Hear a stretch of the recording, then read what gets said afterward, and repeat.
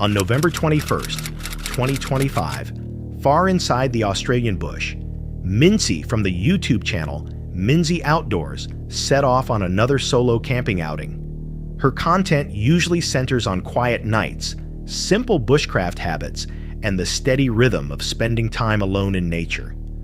This trip, however, led her deeper into the forest as the weather began to shift.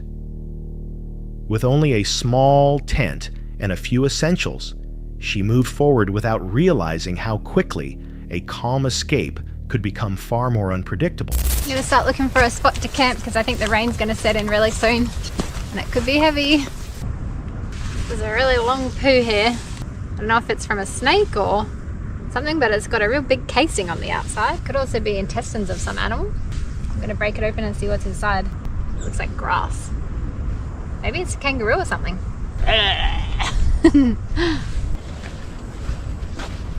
This looks like a pretty nice spot to set up my camp. Right next to the water.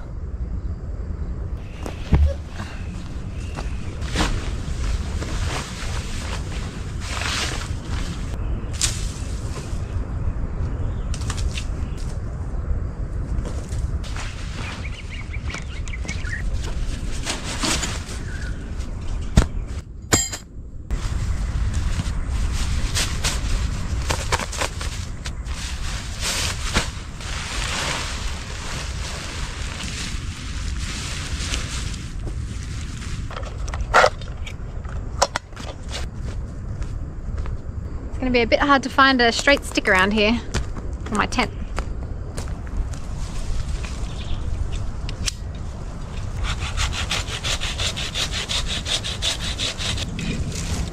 It's like tick territory in here as well.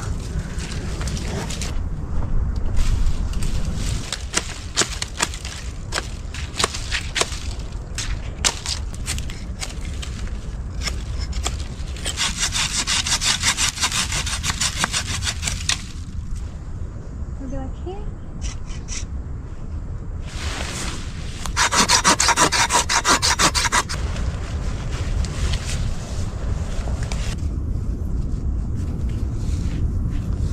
She entered the bush before the rain arrived, scanning the area for a suitable campsite as the sky gradually darkened. Along the path, she noticed a long stretch of droppings filled with grass and assumed they belonged to a kangaroo. Not far after, she came across a clearing near a stream and chose it as her camp before the weather worsened. What she didn't know was that the surroundings still had more in store. Big hole in the ground over here. I'm going to show you. What is it? Is there some creature that lives in there? I wonder if it opens up on the other side. Can you see anything down there? I'm going to climb down and see if I can see in the bottom of this hole. It's starting to rain. Oh! My shoe got wet. I can't get back up. Dang it. It's like really jamming in there. There we go. Ooh, it's like semi-wet inside, but it's a little bit dry.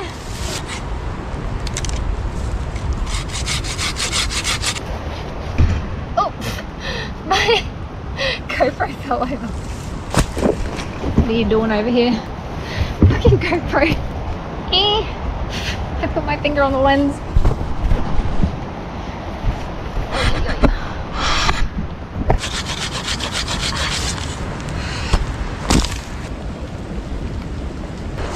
I need to go get my rain jacket. Getting too wet out here. Oh, don't fall in the hole. While exploring nearby, she discovered a deep pit in the ground and climbed down to inspect it. Soon after, the first drops of rain began to fall, turning quickly into a steady downpour. As she tried to climb back out, the damp soil made it difficult to keep her footing, but she managed to pull herself free and return to camp. The storm was clearly just getting started. Oh my god, there's a big jumping jack on my bag. Don't bite me. They're usually pretty aggressive. Look at him, he's like, please go off my bag. He's jumping. God damn it. Please. I just want to get my rain jacket. Okay.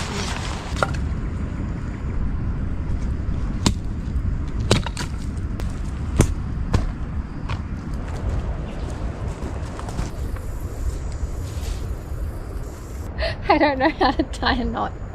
You guys are always telling me new knots I should try, but I'm telling you, they don't stick in my brain. They disappear after 10 minutes. Well, anyway, that should hold for one night at least. So now when it's time to make a fire, I should have a bit of room so I don't have to go too close to the tent. Oh shit, danger. I think these are edible. So it's growing from this grassy plant. This is a blue flax lily berry. It tastes tart, like everything in the Australian bush. But also kind of like grapey. Gonna have to dry all of this out a bit because it's all very wet. It's all stuck to me.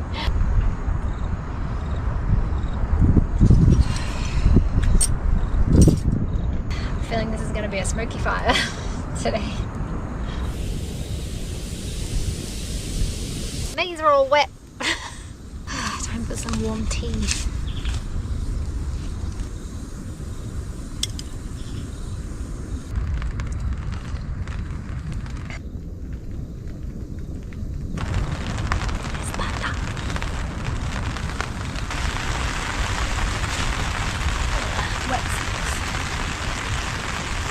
I'll dry my feet off.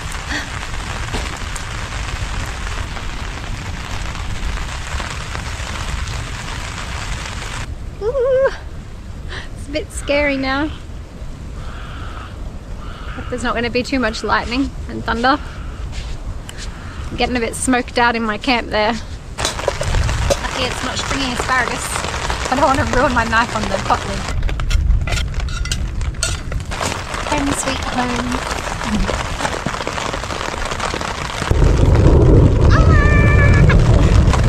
Maybe it was lightning. Ooh, that looks pretty grey what's coming this way. And sounds grey too. Ready. Well, it's not much, it's a pretty simple meal, but after spending most of the day in the rain, it's going to be nice and warm.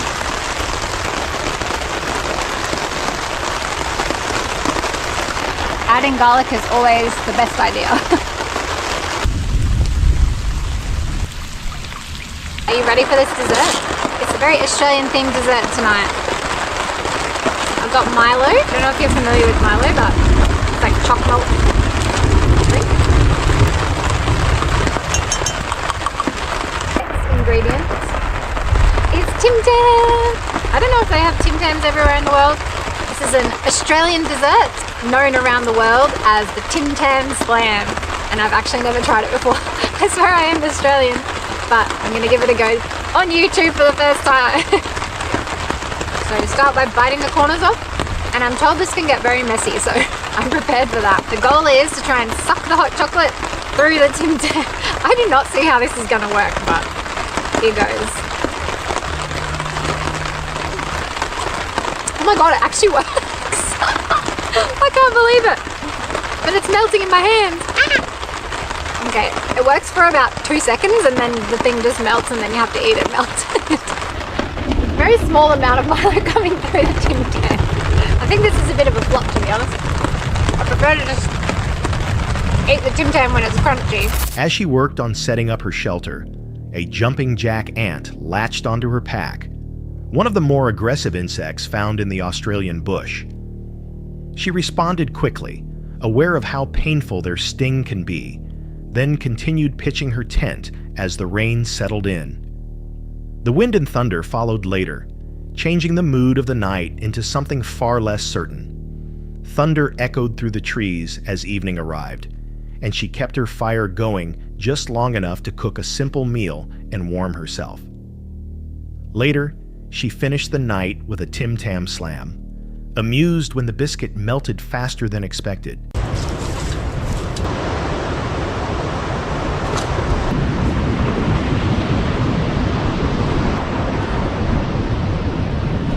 What a beautiful morning!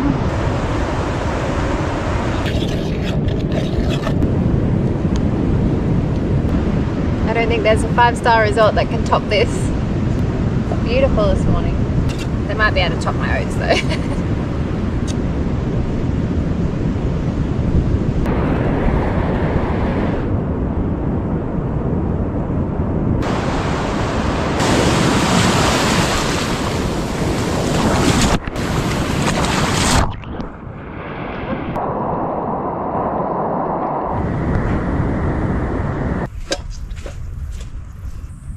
And wallaby tracks. It's really sticking to the path.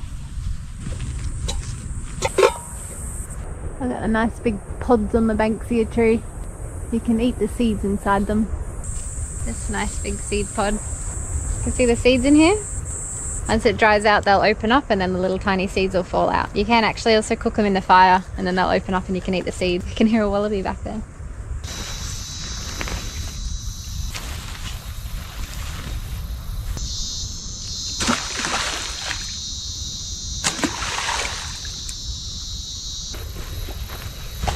By morning, the storm had cleared, and she spent the daylight observing the environment, tasting the sweet resin from a grass tree, examining banksia plants, and following wallaby tracks before packing up and heading out. Some viewers pointed out that the Australian bush hides many dangers beneath the surface: ants, spiders, and burrowing animals that often go unseen. Others noted that heavy rain can muffle the natural sounds of the forest, potentially masking any movement near the tent overnight. If the storm had drowned out every sound around her and the ground was home to so many unseen creatures, viewers were left wondering, during those long, rain-soaked hours inside that small tent, was she truly alone or simply unaware of what remained close by?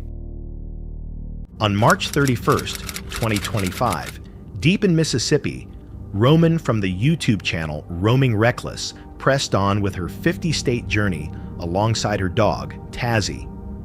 Her videos usually capture long stretches of highway, quiet nights inside her aging Land Rover, and the uncertain realities of life on the road. But as she crossed into the state that evening, conditions changed quickly, setting the stage for a night she hadn't anticipated. Oh my gosh. Oh great, we're in a flash flood warning. Love it. Yeah. Alright. Oh my gosh, my wiper just fell off. My wiper literally just fell off.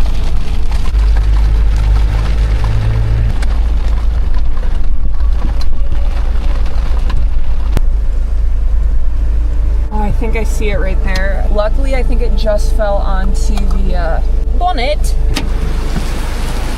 This is the weather and I have no wiper.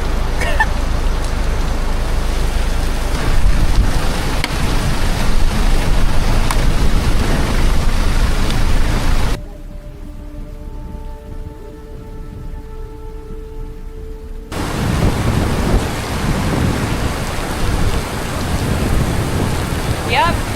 Welcome to Mississippi. This is nuts.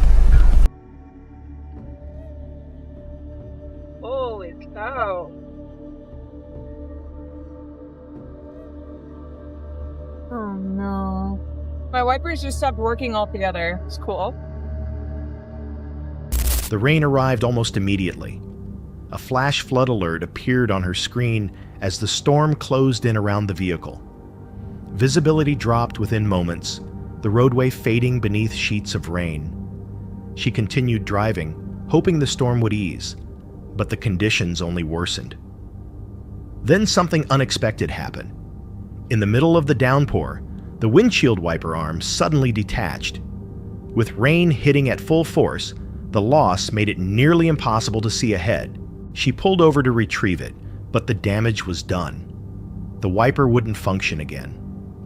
With limited visibility and few options, she searched for somewhere safe to stop, relying on instinct and whatever she could still see through the rain.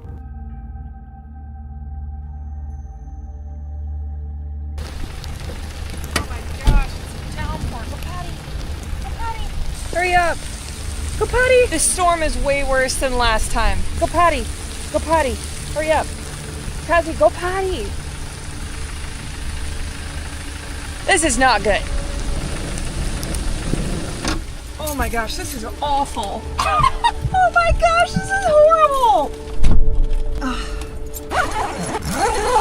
I don't know if you can tell, but I'm absolutely drenched.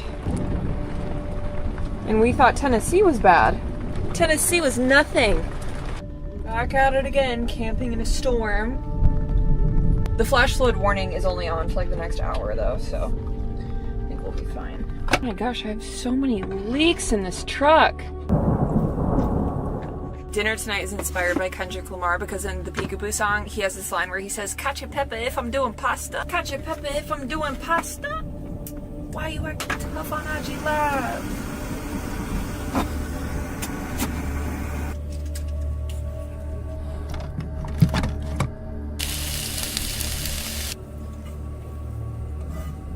Voila. 3-ingredient pasta. Basically just heating stuff up. Super easy. A little thunderstorm. A little pasta. It's all good. I finished up dinner, changed out of my wet clothes finally, and then Tazzy and I headed up in the Alaskan to go to sleep for the night. Eventually, she reached a small town and parked briefly to regroup and let Tazzy outside. The rain showed no mercy, soaking them almost immediately. She climbed back into the truck, drained from the drive and the constant strain of navigating the storm. For a short while, she tried to settle in and recover from the night's challenges. Inside the vehicle, she prepared a simple meal of cacio e pepe and reflected on the long hours behind the wheel, the restless feeling that comes from driving all day, and her hope that the worst part of the storm had already passed. With the diesel heater running and dinner finished, the truck finally felt calm again, if only temporarily. A couple of hours after we fell asleep, the storm picked up actually, and it was worse than it had ever been before. A lightning bolt struck somewhere very close to the truck while we were sleeping, and the crack was so loud, it jolted me at least a foot out of bed, and I am not joking. After that, Tazzy and I spent the rest of the night shaking, and I can genuinely say I have never feared riding out a storm before while camping. It was just so intense, and it felt helpless to be in the middle of such an insane thunderstorm, feeling like a target basically in the woods, that a mouse actually got into my truck and chewed its way through. But more on that later. Anyways, safe to say I was really grateful to wake up in the morning, safe and with the sun shining. Girl, Mama, good girl.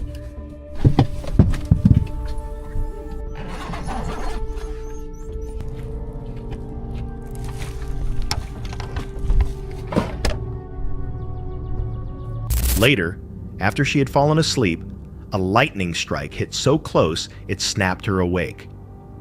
She and Tazzy remained alert afterward, unsettled by how sudden and powerful it was. By morning, she discovered signs that a mouse had entered the truck during the storm, chewing into insulation before disappearing. After cleaning up and restocking supplies, she continued her journey, leaving behind one of the most difficult nights of the trip. Viewers familiar with Mississippi weather pointed out that storms filled with frequent lightning often accompany more severe systems nearby.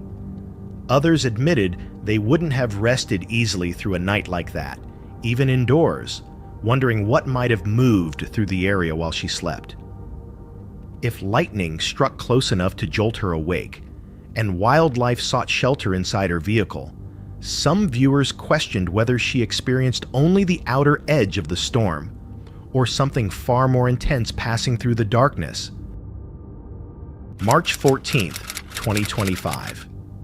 Deep within Georgia's Blood Mountain wilderness, Beth from the YouTube channel, Beth's Midlife Adventure, settled in for another night of solo van life. Her content usually captures slow mornings, quiet camps, and the gentle rhythm of traveling alone. This time, though, the woods felt different. The stillness lingered too long, the isolation felt heavier, and the sense of being watched never fully faded. She had selected a dispersed campsite tucked between a flowing stream and dense forest. After several frustrating days dealing with leaks in Louisiana, the location felt calm, almost like a fresh start. But even places that appear peaceful can carry an underlying tension, waiting to surface when least expected. hiking today on the Appalachian Trail, and I'm headed to Preacher's Rock, about 2 miles there and back. First time I've ever got a hike on the Appalachian Trail. It's been a dream of mine. I did some hiking on the Pacific Crest Trail, but I've never been to the Appalachian Mountain. Everything is kind of dead right now just because of the season. Some things are starting to bloom, but it's gonna be a good hike. When I am hiking, it's definitely when I do most of my thinking. It just gives me space to clear my head and have movement at the same time, so it's like a healthy way to process things. But I just have a lot on my mind right now, and doing this hike, I think it's a perfect way to kind of process through some of those thoughts. And I'm already breathing heavy. I've been down in the south, down in Louisiana for too long. These Appalachian Mountains are getting me out of breath here. The elevation. I'm used to the Sierra Nevadas on the West Coast, so this is nothing, but it feels like a lot right now. So sad. Do you ever hold your breath on the trail when you pass by people so they don't hear how loud, out of breath you are? I do that. I hold my breath and pretend I'm not dying.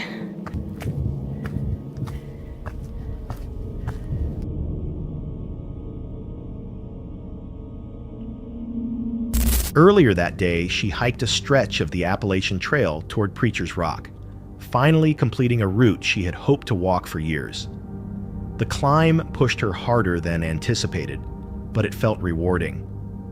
What surprised her most was how the forest seemed to change once she returned to camp. So something crazy kind of happened today. I was actually sitting in my van. I am pretty deep in the Georgia woods. I'm doing something called dispersed camping out in a wildlife management area where you're allowed to park like it's public land, certain spots in the woods. I've just been all by myself out here. I'm in this area called Blood Mountain. This car parks behind me and a guy gets out. He literally walks into my campsite, like goes straight up to the creek, and I notice he has a tripod and a camera. I'm like, why is he taking photos right in my campsite? The creek goes the whole way. There's tons of waterfalls. You don't need to come right into my campground. Meanwhile, it's middle of the day, so I do not have my window coverings up. I'm actually sitting up on my bed working on my laptop. Well, then a second gentleman gets out of the car, and I call him a gentleman because he's a little bit older. Okay, like he's going to realize somebody's here because I'm obviously not sitting out. My, as you could see, is like not even 4 feet from the door of my van, yet they're walking in between my fire ring that I have right there that has smoke coming up because I had a fire,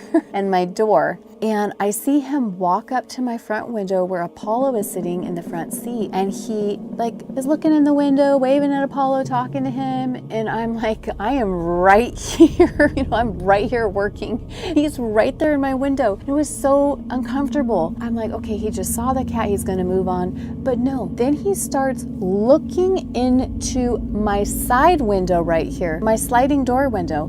There's all this wide open space. Like, were they trying to intimidate me? He comes up to the foot of my bed where my window is by my feet and is looking into the window into my van. I went into fight or flight mode, and guys, I chose fight. Why did I choose fight? And I did something I should not have done. I opened my door. Hindsight, stupidest thing ever. But I went in there like, excuse me, can I help you? No, I cannot help them. No, why did I open my door? I am not gonna take on 2 grown men by myself. That's just not gonna happen. But that was my instinct. I'm disappointed in myself. The following day, while she was back at the site, 2 men drove in and stopped directly behind her van. Without hesitation, they stepped into her campsite. One set up a tripod within her space, while the older man moved closer to the vehicle, peering through the windows, first toward the front, then toward the side near her bed. When Beth opened the door to address them, she immediately sensed it was a mistake. Although the encounter ended shortly after, the discomfort remained. That night, rest was hard to come by, the memory of the intrusion lingering long after they had left. Many viewers felt the men's actions crossed beyond harmless interest. Their lack of boundaries, direct intrusion into her campsite, and focus on the van echoed patterns others recognized from unsettling encounters in remote areas. Comments emphasized that her reaction was justified, and that situations like this rarely unfold without intent. So what were those men really doing in that quiet stretch of wilderness, simply passing through? or something more deliberate? And if Beth had never opened the door, would the night have ended the same way? Shadow Hollow is one of those obscure channels that appears without context, offering almost nothing about who operates it. With only 2 uploads, it barely qualifies as active. But history has shown that some of the most unsettling footage comes from creators who never stick around long enough to explain themselves. The video opens like a routine walk through the woods, the kind of quiet outing that feels ordinary at first. But as many viewers know, forests have a way of turning unfamiliar without warning.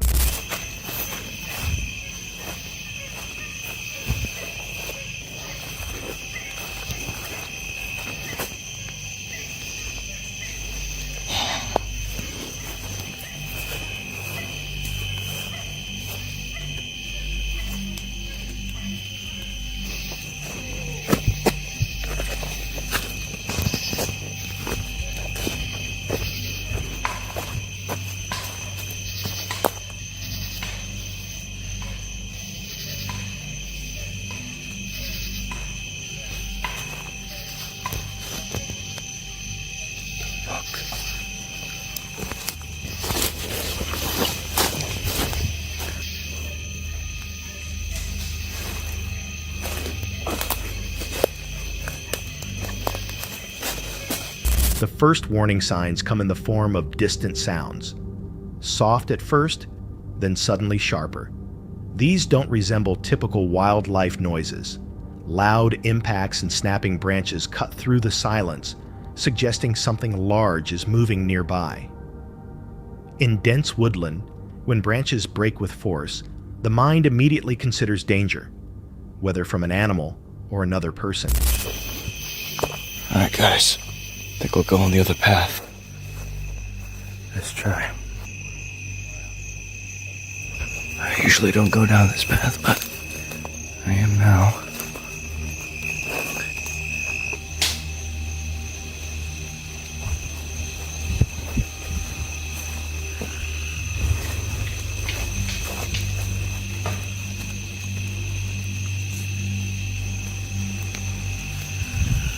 Just gonna ignore that.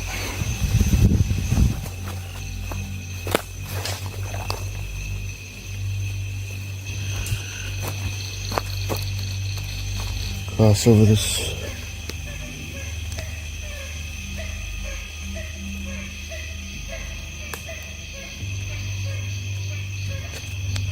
Just a minute. I saw something.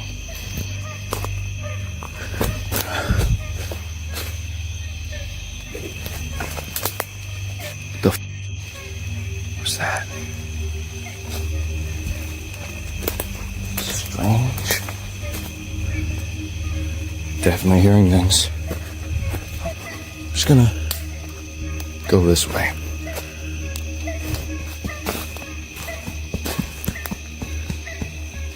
Alright guys, we gotta go.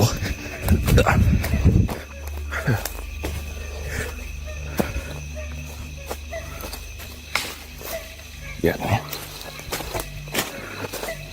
Oh, that is.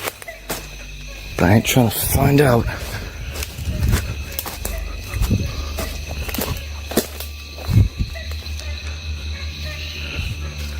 Okay. I don't know if we're in the clear yet. The creator alters his route, hoping the tension will ease, but the sounds continue. He catches fleeting movement between the trees, brief shapes that disappear before they can be clearly identified. Curiosity fades as fear takes over, and he attempts to leave the area. But panic in unfamiliar terrain complicates everything. Trails begin to blend together, fading light obscures familiar landmarks, and the sense of being followed becomes harder to dismiss. At one point, the noises intensify into rapid, heavy movement tearing through brush. In the distance,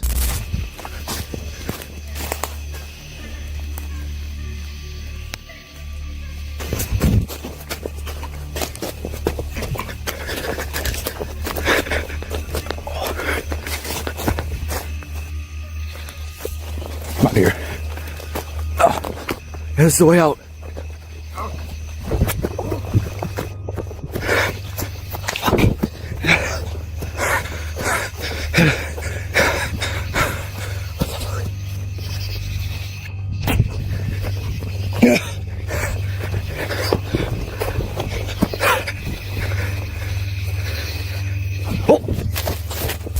He briefly sees a figure. It appears human at first glance, but something about its proportions and posture feels off, wrong in a way that's difficult to explain. He pushes toward what looks like a main trail, but the situation deteriorates instead.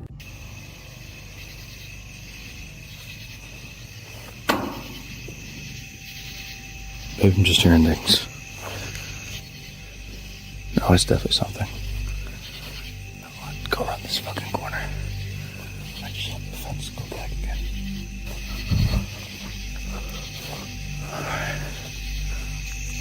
Please tell me nothing's behind this corner. Thank God. Think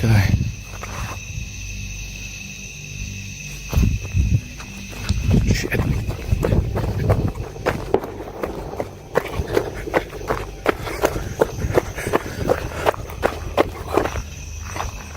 Shit.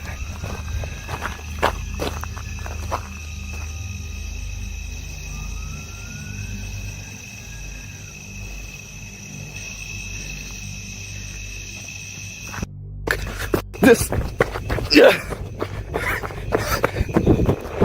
A sharp whistle cuts through the air. When he turns, the figure appears again, this time dangerously close. What follows is the most disturbing moment. The figure suddenly drops forward and rushes toward him on all fours, moving with a speed and coordination that defy normal human movement. He runs in full panic and ultimately escapes, something confirmed by the fact that the footage was later uploaded.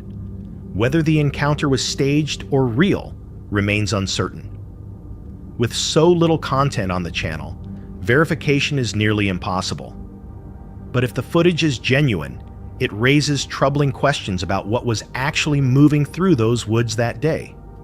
Some viewers suggest the figure could have been an animal distorted by low light and fear, while others argue its movement and behavior point to something far more unusual. The repeated appearances and apparent pursuit challenge simple explanations. If he hadn't fled when he did, how close would that crawling figure have come? And what was it truly intending as it followed him through the trees? Hiro and Tomo, the creators behind Omagatoki Film, are known for traveling throughout Japan to investigate haunted locations and unexplained phenomena. For this project, they chose one of their most extreme challenges to date: spending the night inside the abandoned Inunnaki Tunnel, a place long associated with tragedy, violence, and persistent paranormal claims. Located in Fukuoka Prefecture, the tunnel was originally built as an access route to Inunnaki Village. During its construction, multiple workers were killed in accidents, and even after the tunnel was closed in 1975 and replaced by a newer passage, reports of strange activity never stopped. Its reputation darkened further following a brutal crime in 1988, when a young boy was assaulted and murdered inside the tunnel. With a history marked by death and fear, the location has remained one of Japan's most infamous sites. 今もう2時超えてるんですけど、ちょっとね、もう疲れちゃったんで、早速、宿の中に入ってテントを張りたいと思います。宿に中入りましょうか。ちょっと入りづらいんですけど、気にしないでいただいて、入りましょう。Hiro and Tomo pitched their tent near the center of the tunnel, but almost immediately felt that something was wrong. As they explored deeper into the structure, they began hearing faint sounds that didn't resemble dripping water, footsteps, or natural echoes. ちょっと一回電気消してみます。一回ちょっと、これかな。ちょっと一回。声聞こえた今。聞こえなかった今。声聞こえなかった。いや、わかんない。なんか、女の声。戻ろう。ちょっと今、女の声聞こえた。今、ちょっと僕以外聞こえなかったみたいですけど、女性らしき声が聞こえました。One of them perceived what sounded like a woman's voice, while the other heard nothing at all. The inconsistency made the experience more disturbing, and they returned to the tent, attempting to explain what had just happened.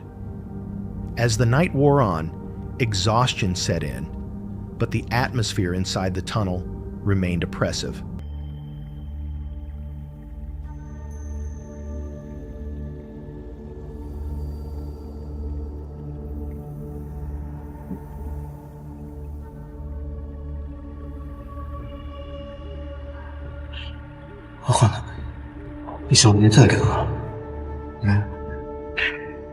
Iや、もう寝よう。早くさっさと。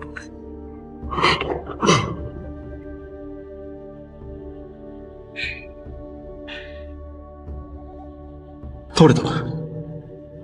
倒れた。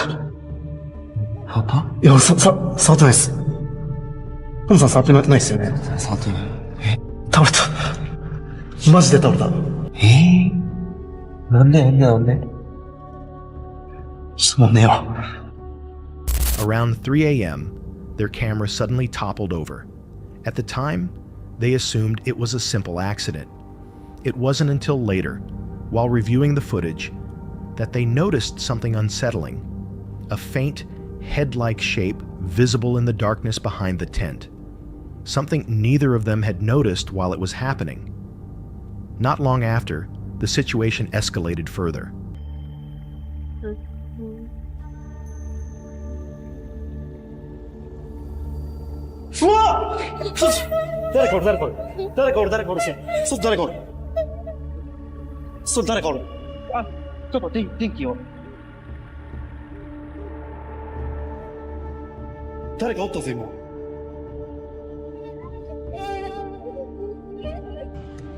はっきり。いや、声が聞こえて、飛び起きたんですけど、声のする方を見たら、ここから、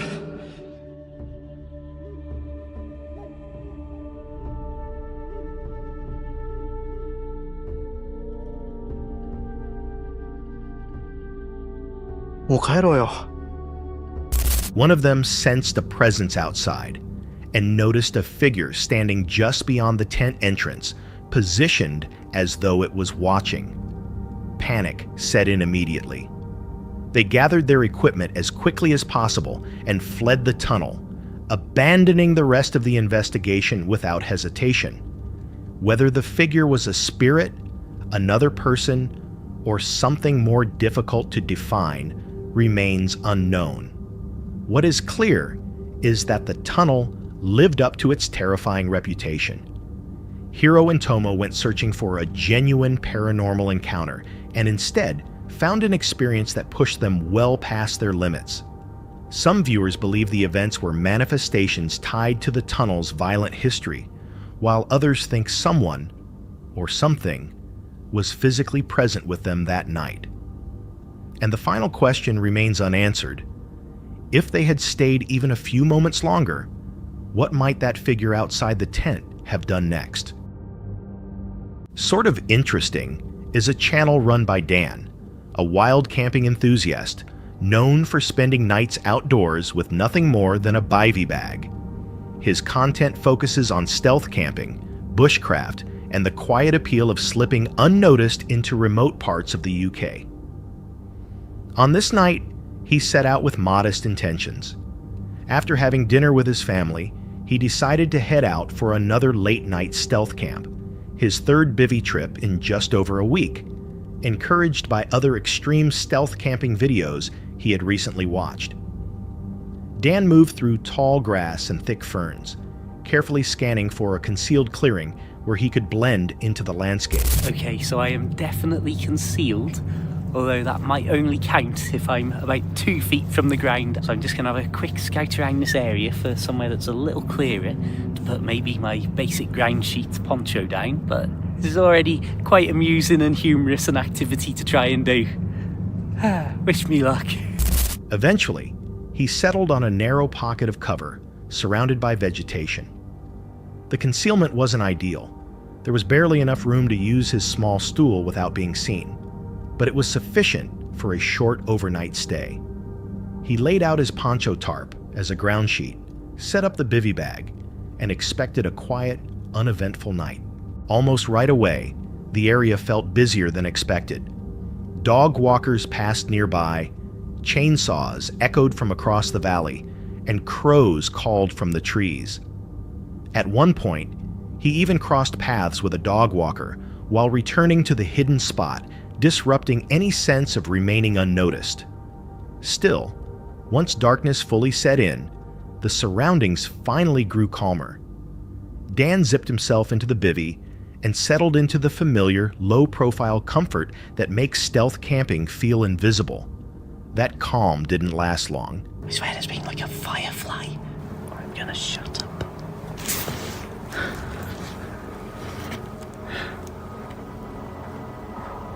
I can hear... I think I can hear footsteps. I can't...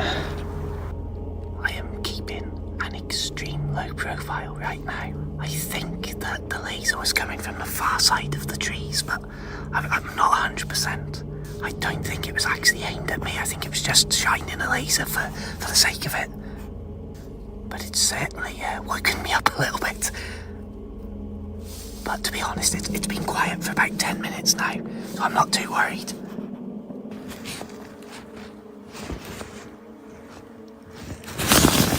There's a dog in here! What the hell is it?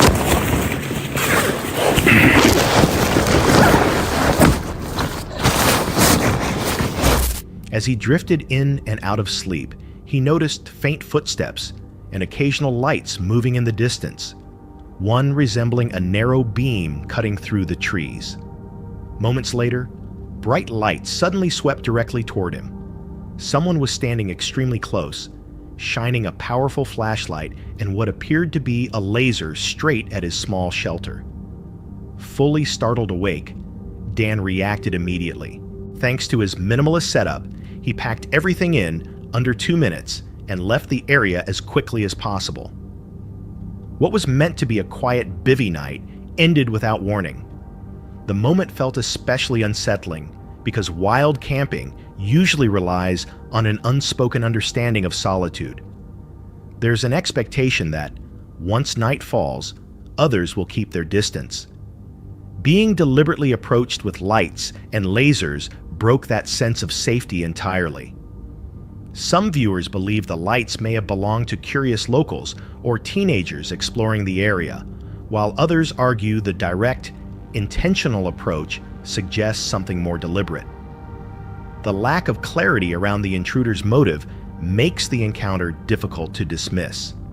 If Dan hadn't woken up at that exact moment, how close would the unknown visitor have come?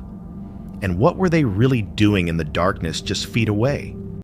Valerie is a traveler known for documenting her journeys across Central Asia with a focus on authentic cultural encounters, remote landscapes, and the people she meets along the way. In this episode, she was camping alone in an open field in Kazakhstan. What began as a quiet overnight stop would later turn into one of the most frightening moments of her travels. To understand how it unfolded, Let's start from the beginning. I was in Turkestan hitchhiking to Aristanbab, and it was pretty late in the evening, 7:30 p.m.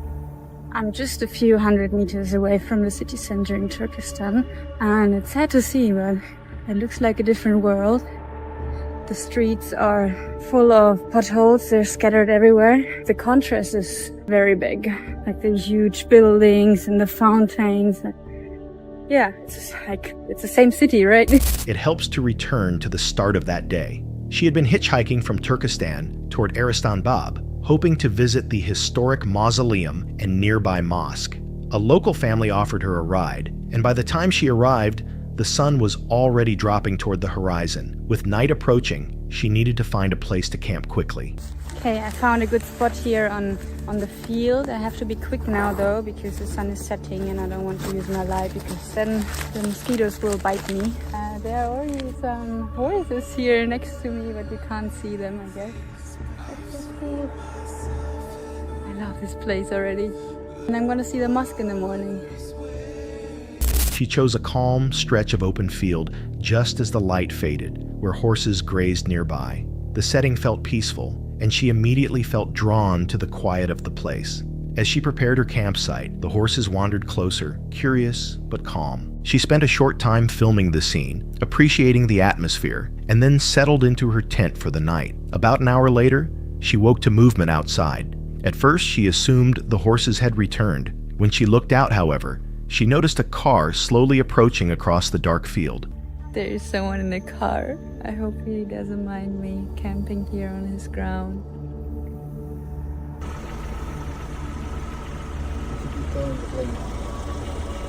Kazakhstan bilmeyi tekindiriz.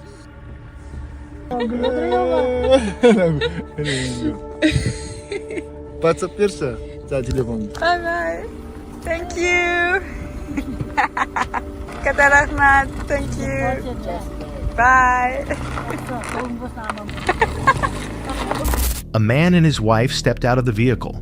They appeared to be checking on the horses and soon noticed her tent. Using a translation app, they asked her basic questions about herself, including where she was from and why she was there.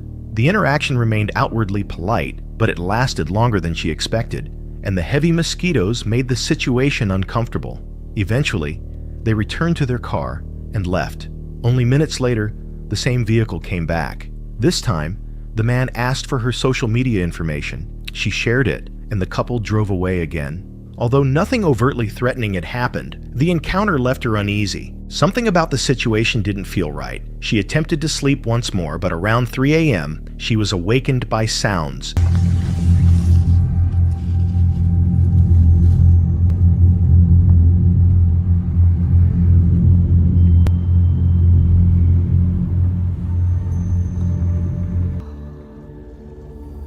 I can't believe I just called this man friendly. I'm so disappointed. It's 3 a.m. I heard a noise, someone was saying something. I opened the door of my tent and then he was there again, like very close. And he was like making a kissing gesture. And I said, what? I was still like, I didn't understand what was going on because I just woke up, and he really tried to go into my tent. I had to stop him and push him away, and he said, what are you doing? No. Like clearly said, no. And he wouldn't understand, like he wouldn't want to understand. I was like in such a shock because I didn't get why, like what was happening, and I kept saying no. And he wanted to still like come inside. Eventually he said, yeah, phone to speak, like Google Translate. And I said, no, leave me alone. No, go. And I think I said this for 2 minutes straight until he finally left. But man, I've never had that before. And yeah, now he went back into his car. I don't know, will he return or not? So it's a bit stupid situation right now. And I mean,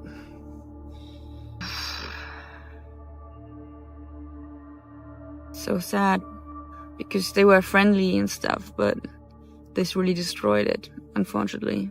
And it was the first time I didn't really feel 100% safe. I mean, I was sure that one day I will face these kind of...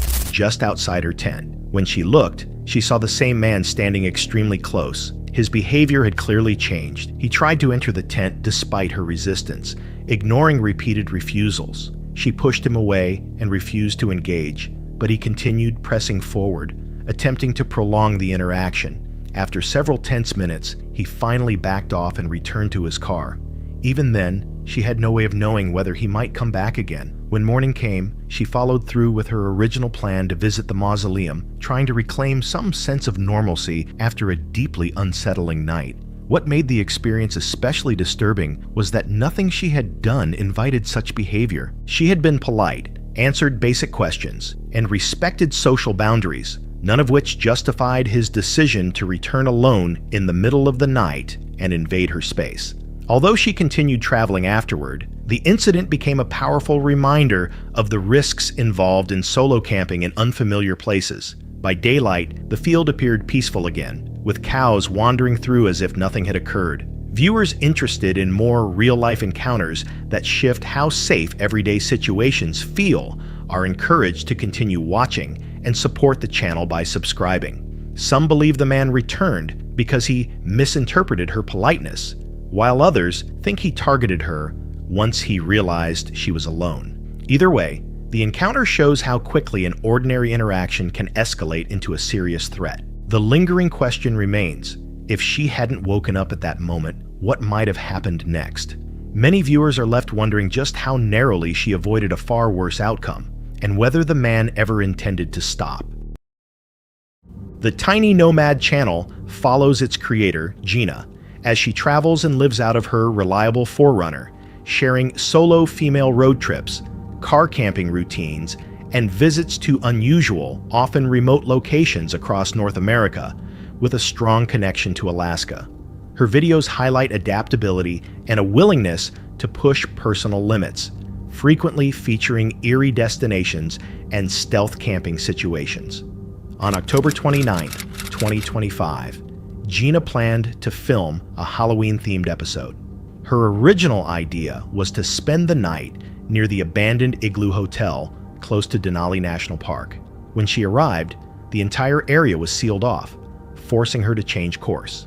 The day had already been marked by small setbacks: a quiet, uneventful drive through Denali and a disappointing meal in Talkeetna. So she shifted toward a more unsettling option: stealth camping overnight at a reportedly haunted cemetery in Anchorage.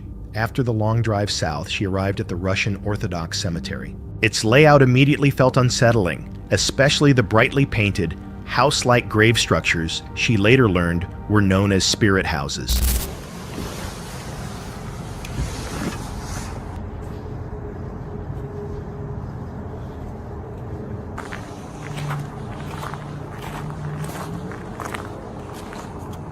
So this is a Russian Orthodox cemetery. I've never been to one of these before, but they have the coolest, I shouldn't be saying cool, I'm like surrounded by a bunch of dead people right now, and I'm saying their little tombstones are cool. Oh God.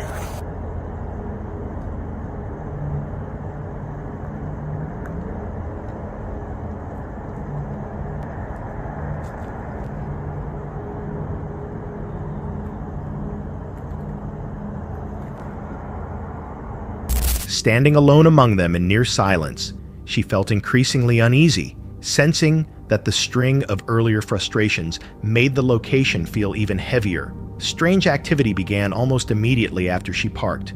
A light near the small church inside the cemetery repeatedly turned on and off. She checked the conditions and confirmed there was no wind, briefly considering whether an animal could be triggering it.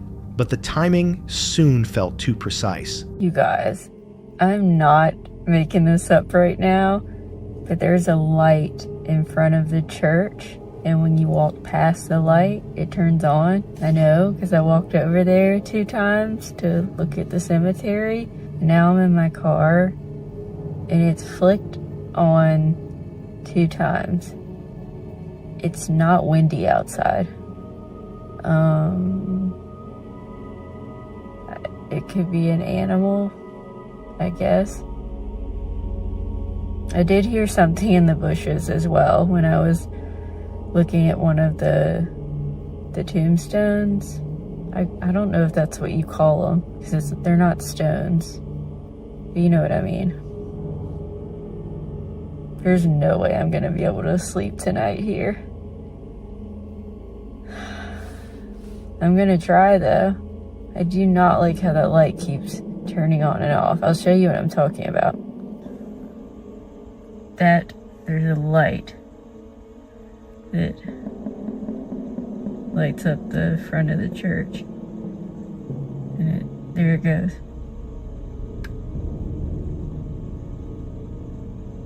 It's turned on twice since I've come back, What do you think it is, guys? Do you think it's animals or wind, or do you think it's ghosts or spirits? The light activated whenever she discussed paranormal topics, when she examined the spirit houses, and again as she read about their meaning as symbolic shelters for the soul. Feeling unsettled, she researched the cemetery and learned it was considered one of the most paranormally active locations in Alaska, something she hadn't known before arriving. Just reading a little bit more about the spirit boxes, and they symbolize shelter for the departed soul in the afterlife. Right as I read that sentence, of course, that light turned on again. Of course, it could mean nothing, but it could mean something. You guys let me know. What do you think? Okay, I really haven't researched much about this cemetery until right now. Obviously, our plans from earlier got a little messed up. I was gonna be camping at the igloo, so this was a quick last minute change of plans. Well, I just learned that this cemetery is one of Alaska's most notorious locations for paranormal activity. I cannot make this up. I did not know that until right now. Oh my god. I feel like I have to stay because I committed to it, but your girl is scared. I do not like that light coming on and off. It's not even windy outside. I do not want to be around paranormal activity.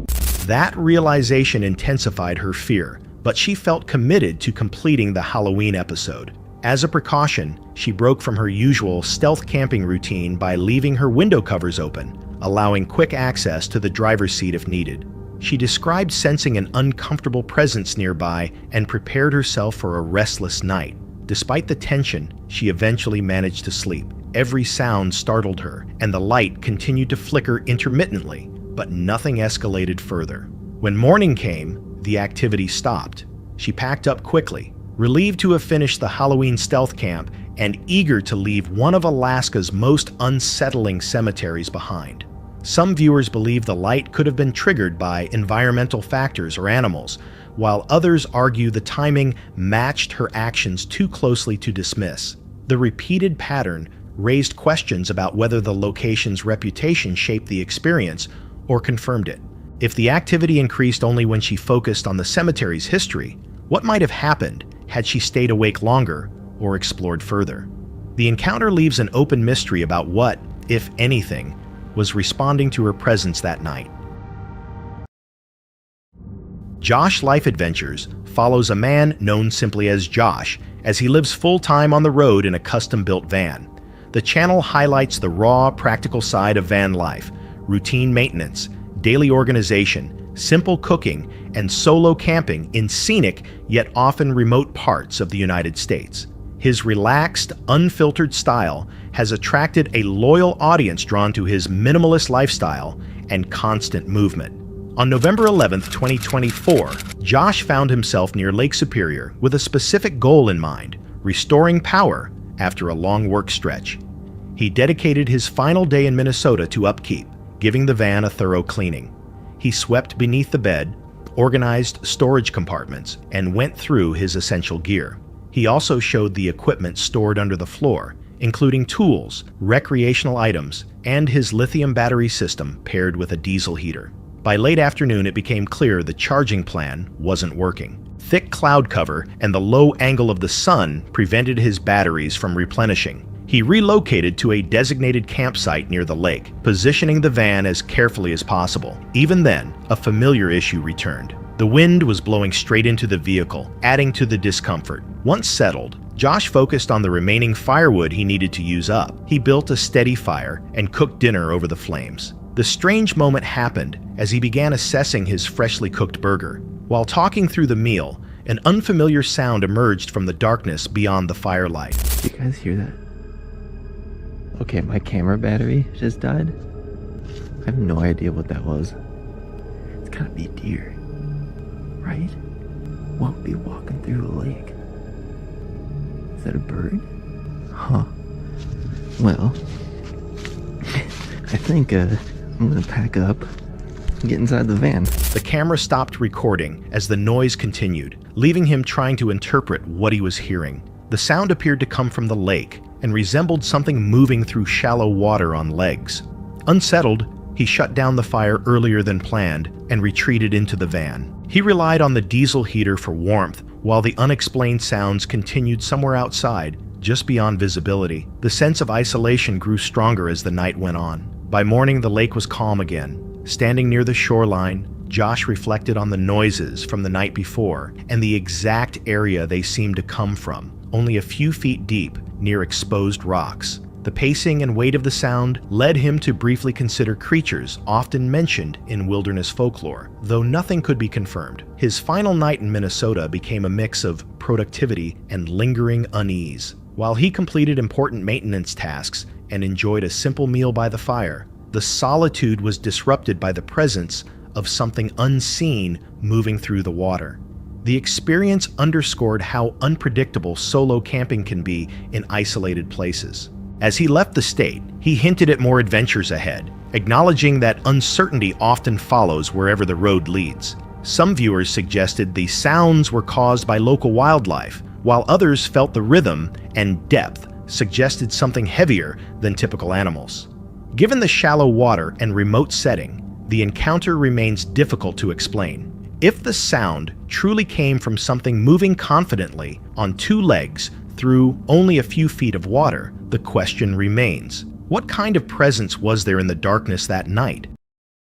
On June 17, 2024, deep within the rugged flagstone terrain, once known as the capital of the world, Rick from the YouTube channel Murphy's Diesel set out for another off-road recovery. His channel is recognized for real rescues in remote areas where navigation tools fail and small errors can become costly very quickly. This job was expected to be a routine recovery, but it soon unfolded into something far more uncertain and unexpectedly revealing. We got ourselves a recovery this morning, and it's a Ram 1500, and it's in some boulders, off-road. Hello? Yeah, is this Will? Yeah. Hey Will, this is Rick with Murphy's Towing. We're headed out to get you. Are you still stuck?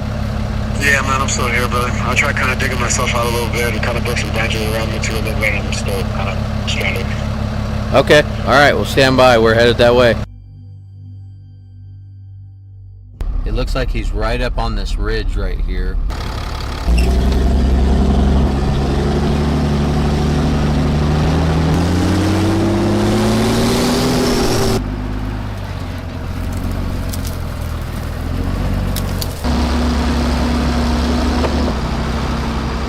So I'm pretty sure we're on the right track.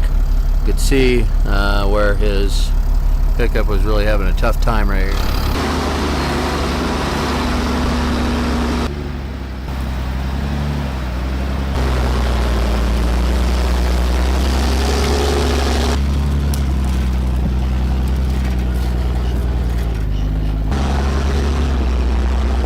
Alright, well, we're at the top of the mountain. We didn't see him anywhere. We don't have any cell signal, so we're gonna walk down off of this rim right here.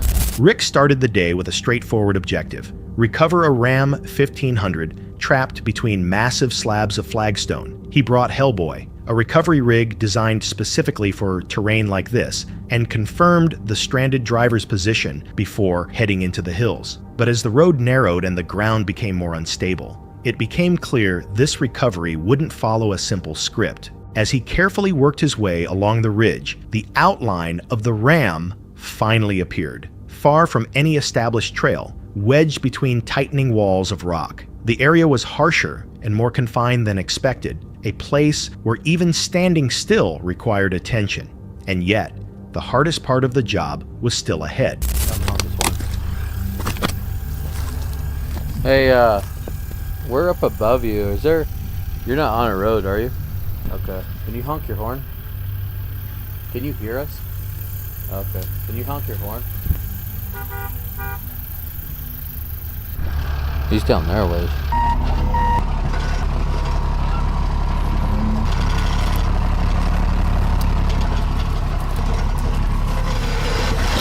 So I'm thinking somewhere right in here.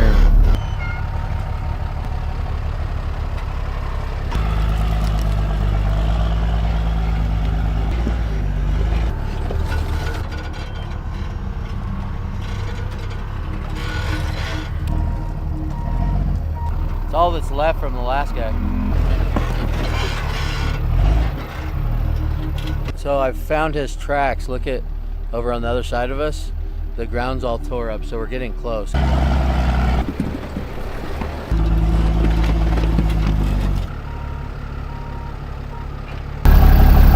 With no signal and limited visibility, Rick called the driver again and asked him to honk the horn. The sound echoed faintly through the stone, helping Rick pinpoint the truck's position beneath a massive rock slab where it had driven cross-country.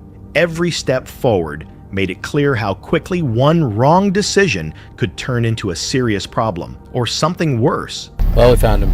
We found him, folks. So stand by for a little recovery action. Yeah. Probably take him out that way right there, and then we'll get him going downhill.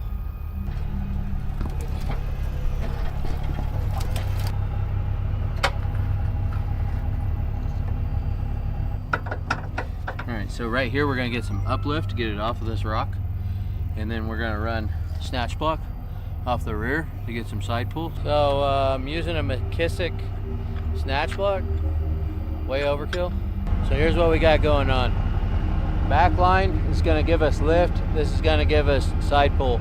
So we lift off the rock, come sideways, get it up like right here. Okay, turn your wheels to the right. Put it in neutral and hold the brakes.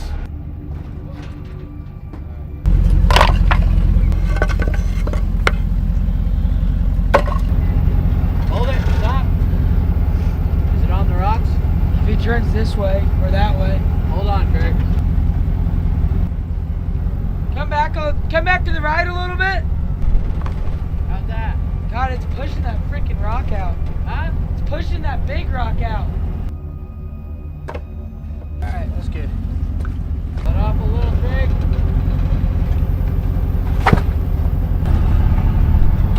Alright, hold it. He's sliding off this rock. He's just sliding backwards. Got it up here, somewhat level ground, stable now. I'm gonna pull forward, got my winches free spooled, and then we'll set it up here on top. Sound like a good plan? Turn your rear steer that way. Need to back up a little? Huh? That's good. Right there. Once Rick reached the ram, the situation became fully apparent. He set up a dual winch system, one line for lifting, another for pulling sideways, as the truck refused to budge. The strain was enough to shift the surrounding rock as Hellboy fought against the terrain. When the ram finally reached more stable ground, it was obvious the job wasn't finished yet. You know how they say you can wash dishes to pay your tab? What you gonna ask me to do? This guy's gonna film to pay his bill, folks. That's cool with me. This man's a hero, guys. This man's a hero. Murphy's diesel, Murphy's tow.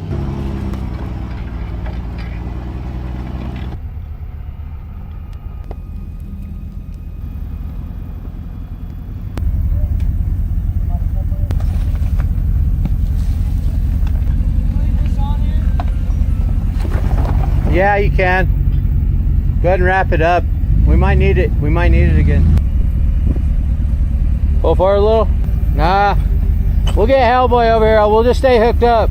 All right, so truck stuck again. Just as I thought, we were gonna struggle getting it out.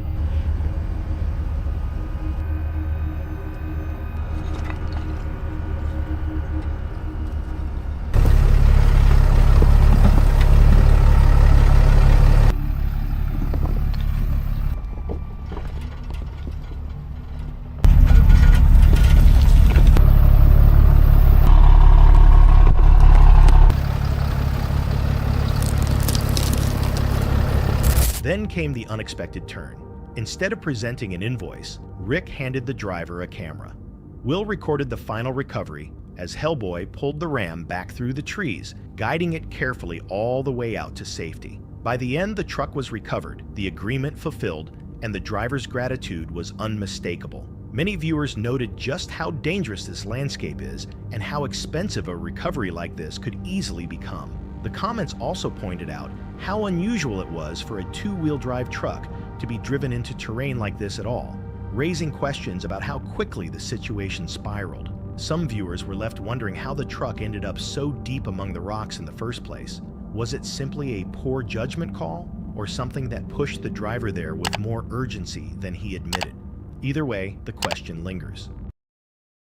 On September 9th, 2025, high in the isolated mountains near Harrison Hot Springs in British Columbia, an area often labeled the Sasquatch capital of Canada, Angelo and his friend Lomar set out on another wilderness investigation. Their YouTube channel, Exploring with Angelo, documents remote camping trips and searches for unexplained activity in places most people avoid. This time, though, the forest felt unusually alert, as if their presence hadn't gone unnoticed. What's up, everyone? Welcome back to a brand new adventure. We are back out here in Harrison Hot Springs. Here we're actually in the Sasquatch capital of Canada. The most sightings. Hopefully we today capture Bigfoot on camera. That is my ultimate goal. I want to see him either crossing a road or something. Over the past year and a half, we've come out twice, once in October, once in July. Now we're out here again in August. There's so many stories of Sasquatch or Bigfoot being out in this particular area. After reaching Harrison Hot Springs, Angelo explained their goal. The surrounding mountains had built a long-standing reputation tied to Sasquatch reports, and they intended to document anything unusual. The forest around them was eerily quiet, the kind of stillness that felt deliberate rather than peaceful. Even before venturing deeper into the wilderness, the sensation of being observed lingered, and signs began appearing sooner than expected. Now the other thing too is let's just hope we don't get a flat tire, because we got this wheel bearing replaced yesterday. They checked out the tire, which kept going flat because of the heat from the wheel bearing. We went to a gas station to pick up ice for our cooler, and the thing was literally on 10 PSI basically. All right, we are approaching the Visitor Center and Sasquatch Museum. Almost there. That's what I'm looking for. So basically here, what we're gonna do is drive all of this. And if we have time, maybe tomorrow we'll go into this area, since there's been a lot of sightings over there as well. So there you go. It's got lots of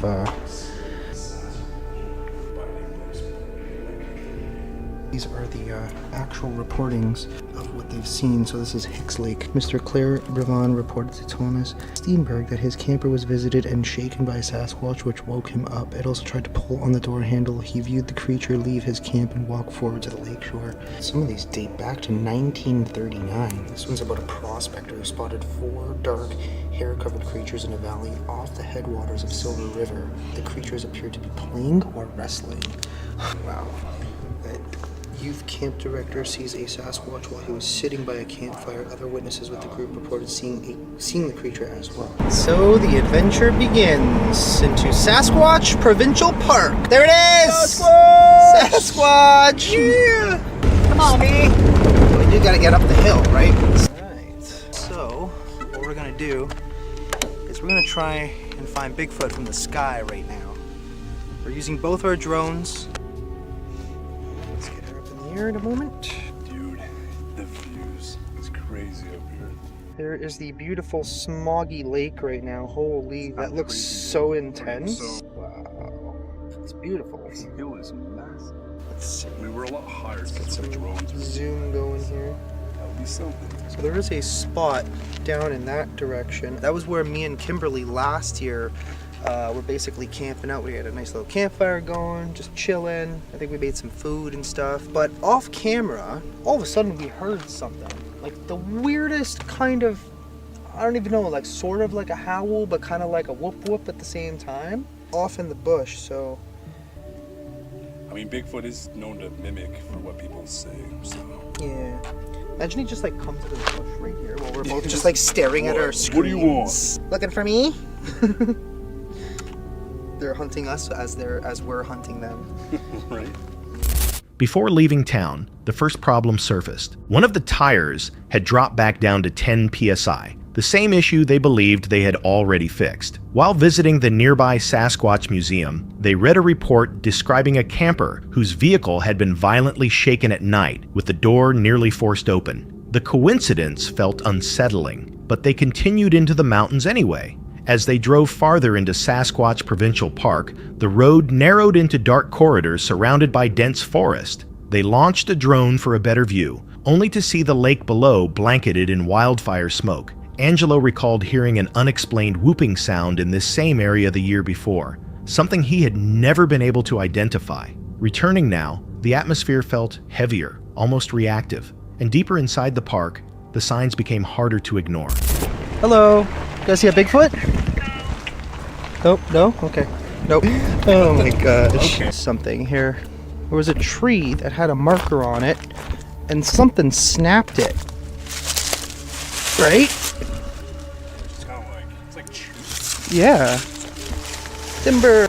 Like, how the hell did that happen? But the real reason we stopped was because we were starting to pick up an odor as we were driving through this way. And it smelled really bad. So we're kind of just like pausing for a second and just see maybe if we see something. There's like a big clearing and opening up here too. Wow, we just found a absolutely gorgeous location right on the lake. So this is kind of more like an actual campsite. Like there are people with like their trailers and RVs and stuff. There are several sightings like along this way, reported sightings of Bigfoot. So you never know, we could be in the water and all of a sudden just Bigfoot comes out of the freaking trees. Oh, we've continued on further down the road.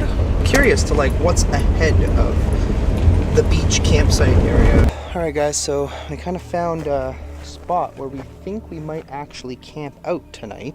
Pretty freaking amazing. All right guys, so we could just kind of chilling for a little bit. One last time, and even if we don't catch anything, at least we have a beautiful view. That is for damn sure. I also just noticed something on the ground here. Ugh. There's a bullet casing. Looks like an AK bullet, I think. Anyway, doesn't matter. Not seeing anything, not even a bear. Nothing. Well, that's pretty much it, I guess. Not gonna see anything from the sky. Away from established routes, they encountered their first physical clue. A large tree snapped clean in half, broken in a way that didn't resemble storm damage or natural collapse. Soon after, a sharp, unpleasant odor drifted through the air, strong enough to stop them in place. It lingered long enough to suggest whatever caused it hadn't gone far. As they continued, the odd details kept adding up. A recently used campsite, another low tire, and spent shell casings scattered along a ridge, but none of it compared to what followed after nightfall. Alrighty, burgers, round 2. One for me, one for Lamar. Okay, did you just hear that, like, noise again? Right? Like, we keep hearing, like, random, I don't know what that was, but okay. Excellent. These burgers are actually good. I bet I'm gonna go and see if there's, like, something on the road that's making those noises. It's happening again! What the hell is that? It literally came from up there. The road goes up there, yeah? Yeah, right there. Let's see if we hear it again. That is not Gerbert, bro. Whatever that is not Gerbert. That is not a Gerbert, man. I hear a car, but I don't see it. I hear it too. Oh, it's coming down the road. Oh, okay. There's something. What direction was it? Went up. Oh, gosh. I thought I heard something going down. I can seriously, it's like echoing. Well, best of luck. Okay. Just try not to die. We are in bear territory, of course. But there's 100% something going on. We're hearing something. Well, let me know what's up there. If there is anything, I don't know. Okay. Yeah, it sounded like, I don't know if the sound was just resonating, but it sounded like there was something in both directions, which is kind of the reason why we're being stupid right now. Hello? Woo, woo, woo.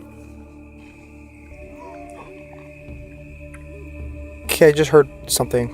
Okay, I legit heard something like right down there. It almost sounded like a whoop, or I guess, is that what you describe it as? It's impossible to see anything out here because it's just so dense. Oh, what the? Dude, is that a rock? Oh, there's another one. What in the hell was that? It just sounded like something moved behind me. Anyway, whatever. I figured since I'm missing a beer apparently, the last thing I remember is I had almost a full beer, entirely full beer. I don't know where it went, unless I put it down somewhere and I'm just not seeing it. Yeah, maybe I should try Spirit Talker. I mean, these mountains probably are haunted, so... Whoa, what the fuck was that? Dude, something just hit the fucking table. There's like some sort of bear or something really close by, bro. A lot of movement, either that or a Sasquatch is right here. Yo, something literally just hit the table over here. Okay, whatever. Alright, bedtime. Holy crap. It's been a long day. It was hot today, too.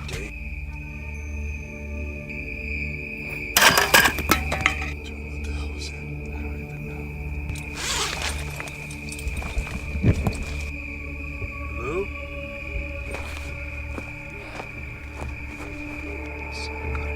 Oh! No way! Would have been one of these. Bro, it literally hit the table, man. That was absolutely messed up. Could it have been this one? I have no idea. Oh, dude, smell this rock.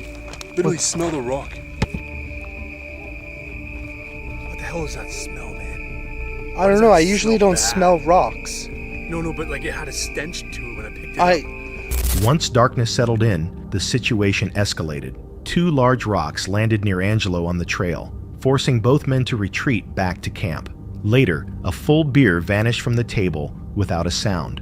Then, sometime after 1:30 a.m., something struck the ground outside their tent with enough force for them to feel it. Reviewing the footage later, they saw the exact moment an object was thrown at their table. When Angelo picked up the rock afterward, the same foul odor clung to it. Sleep never came. They stayed awake, listening, aware that something had been standing just beyond the tent. Viewers later noted familiar patterns often linked to Sasquatch reports. Accurately thrown rocks, strong odors preceding encounters, and items taken from campsites. Some referenced descriptions of younger Sasquatch being curious but unpredictable. Others pointed out that whatever struck the ground beside their tent carried serious weight.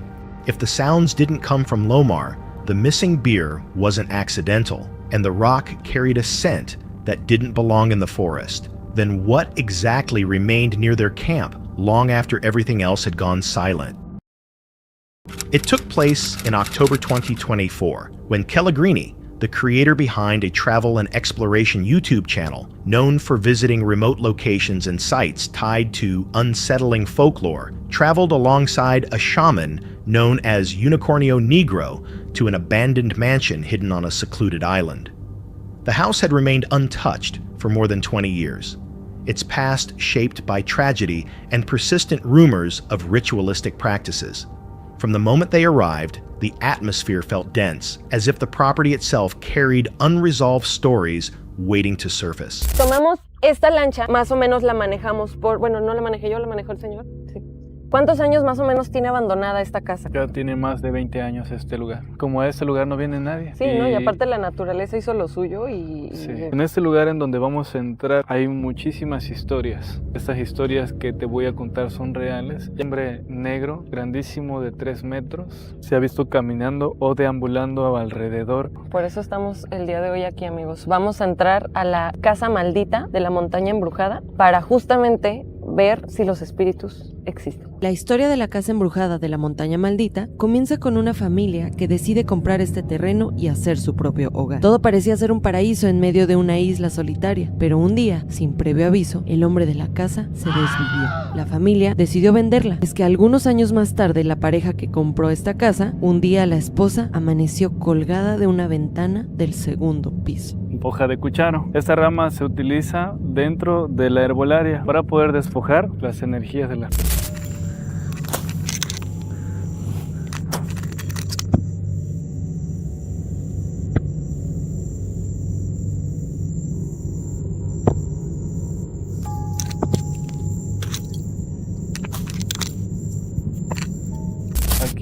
Se ha avistado muchísimas demonios. Uno de ellos ha sido el charro. Se cuenta que aquí alrededor lo han visto y aquellas personas que lo han visto no han podido ni siquiera moverse, ni gritar, ni salir corriendo. Solo lo ven y se quedan petrificados. No solamente han visto al charro, sino también han visto a una mujer. Hay que tener muchísimo cuidado porque esta misma energía puede hacer que se desmaye la persona con menos espíritu. Aquí se han desmayado. ¿Por qué te le quedas viendo a Santi? Porque pues yo sé que él es el que trae el espíritu más bajo. Oigan, todo eso que escuchan, no sé qué sea, no sé si sean pájaros o monos, porque en esta isla hay monos. Sí.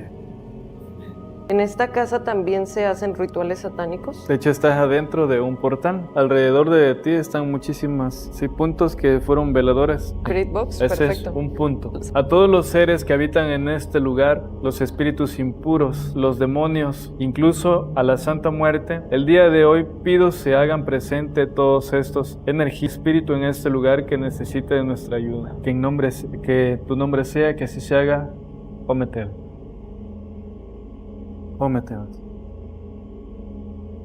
¿Empezamos? Sí. Ok. A partir de ahora. ¿Hay algún espíritu que se encuentre aquí? ¿Eres maligno?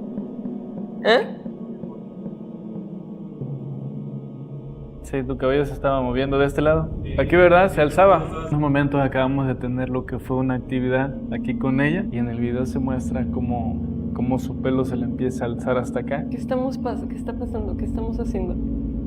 Me siento muy observada. ¡Qué bueno! ¿Me están contestando? ¿Te molesta que estemos aquí? ¿Eres la mujer de blanco que se aparece? Se escuchan muchísimos ruidos afuera de aquí de la casa mía. ¿Eres mujer? Te vas a quedar aquí un momento. Quiero hacer una prueba. Vean, ese que yo tengo es Santi. La forma, ¿no? de la persona. Lo voy a mover para otros lados y así nos vamos a dar cuenta si hay algo aquí. Nos está detectando algo en la esquina. Se escucha como si alguien estuviera haciendo un ritual. Como de rodillas y ahora de pie. A ver, me voy a poner al lado. ¿Sí ven cómo detecta a el unicornio? Entonces me voy a quitar. Ustedes lo están viendo, me voy a quitar. No mames. No inventes, sí hay algo ahí definitivamente. ¿Escuchan? Sí. ¿Escuchaste? No hay que separarnos, por favor. Los lugares a donde luego voy hay miles de murciélagos, Mira, parece como si estuviera bailando, mira. ¡Una persona chiquita, mamón! Güey, ¿qué es? ¿Una luche? Inside the lower level of the mansion, the shaman introduced Hoja de Cucharo, describing its traditional use in clearing heavy, stagnant energy that can settle over long periods of abandonment. As they moved through the tight corridors and aging rooms, a faint, strained cry echoed from somewhere deeper within the structure. The shaman associated the sound with a woman connected to the site's history and warned that one person in the group was particularly vulnerable. The tension lingered as they continued forward, sensing that the environment around them was shifting. They soon reached an area believed to be connected to past rituals and attempted to use a spirit box, but each attempt ended the same way, with the device powering down unexpectedly. Switching to a motion tracking application produced an even stranger result. The screen displayed the outline of a full-size figure standing in an otherwise empty corner, followed by a smaller form moving erratically. The shaman linked the movements to aluches or duendes, entities often mentioned in regional folklore. The group remained still as the shapes flickered on and off, and a quiet sense of awareness seemed to fill the room. As the pressure in the space grew heavier, they chose to move upstairs toward the part of the house tied to its most disturbing event. Justamente aquí, pero en la otra habitación, fue donde vimos la última vez que venimos.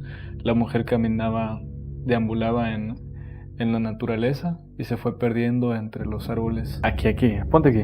Ay, Cierra cabrón. tus ojos y describe las cosas. Me siento como intranquila. Siento como si algo me estuviera agarrando las manos. Y ahora... ¡Ay! Pues siento que alguien me está tocando.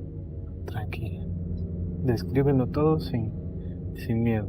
Aquí estoy yo. Literalmente siento como si alguien me estuviera tocando. Tal vez están tratando de contactarse a través de ti. No, güey, paso. ¿Qué más sientes? Estaba empezando a doler la boca del estómago aquí. Otra vez, que cuando normalmente me duele aquí es porque hay algo. Está absorbiendo parte de tu energía. Hoy hemos venido a entregar parte de nuestra energía y no se los había comentado. Siento que me están agarrando la mano izquierda. Cuando sientes que te están agarrando la mano, ¿esta mano es grande o es pequeña? Grande. Siento que es más grande que la mía. La siento delicada como si fuera una mujer, pero sí siento que es una mano grande. ¿Lo están viendo ustedes? ¿Están escuchando todo? Ahora vamos a preguntarle algo. ¿Necesitas ayuda? No. No, simplemente quiere que nos vayamos. ¿Tú eres la persona que está haciendo ruido? No. Nos están molestando. Ay, no. Me siento las piernas mal, o sea, están congeladas. Siento como si quisiera caminar, pero no puedo. Me siento como si... Hay un sentimiento encontrado. Ajá. Puedo sentir ese sentimiento. Este sentimiento te está causando tristeza, te está causando un vacío en tu cuerpo. Estoy angustiadísima. ¿Te atormenta algo de tu pasado? Al fondo de tus recuerdos. Por eso no has podido recordarlo. ¿Y qué es? Me está ardiendo aquí muy... Son las ganas de liberarte. Ok, me quiero liberar. Respiras profundo, exhalas. De todo lo que me ha pasado. De todo lo que me ha pasado. Tanto de lo bueno como lo malo. Tanto de lo bueno como de lo malo. Güey, está muy cabrón, me arde aquí. Siento calientísimo. Respira profundamente y vas a decir, nada de lo que me ha pasado. Nada de lo que me ha pasado. Ha sido culpa mía. Ha sido culpa mía.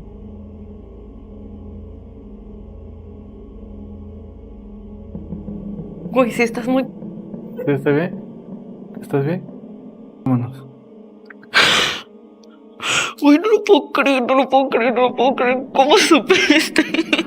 On the second floor, inside the room where a woman had once been discovered, the atmosphere intensified around Cellegrini. She reported a physical sensation, as though her hand was being firmly held.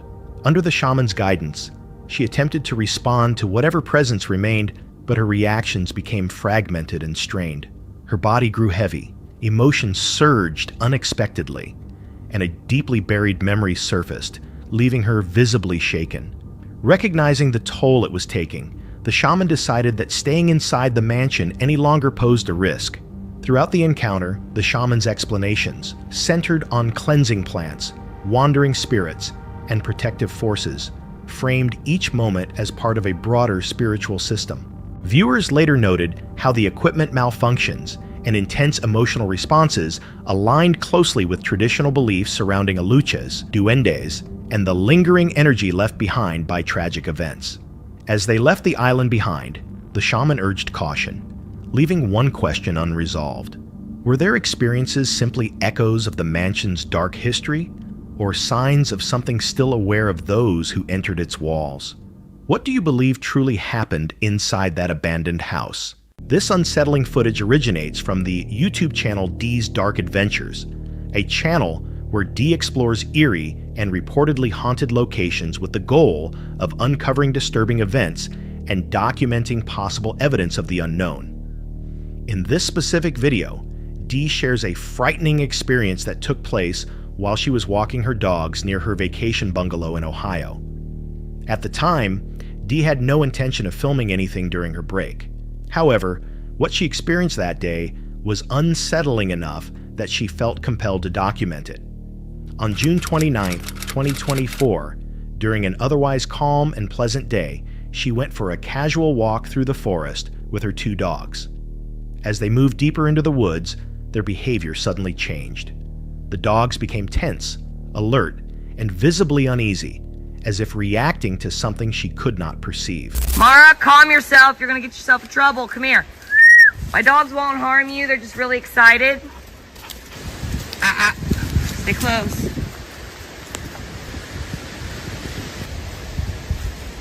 What's that? Hello? Hi. I just heard a footstep. Maybe a branch fell or something. I don't know. Hello? Trying to remain calm, Dee attempted to reassure her dogs and called out toward whatever might have caused their reaction. No response followed. Ignoring her rising discomfort, she continued along the path, but with each step, the sense of unease grew stronger. The dog's strange behavior intensified her anxiety, and a powerful feeling of being watched settled in. Don't you do it. What you got? No. Leave it. I said leave it. Come here. Samara. Samara. Come. Here. Good girl. Good job. Let's get a treat. Good. You did good job. You did good job. I don't see a deer over there or anything. What'd you see, huh? You can't go chasing after them, okay? Or not. Maybe it's the knock. Get off me. Maybe it's the knocks. No, it's coming from in there. I've been seeing here for like 5 minutes. I'm hoping. I keep hearing ch, but it's not ch. Like that. It's 2 steps. They haven't latched onto anything at the moment, so she's just walking around. So maybe we just keep moving.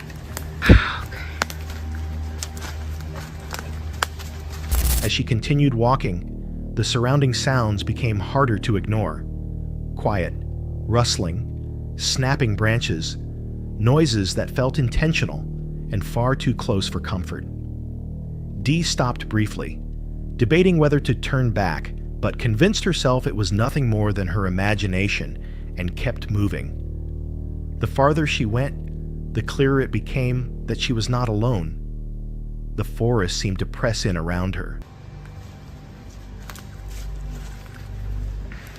Oh, see?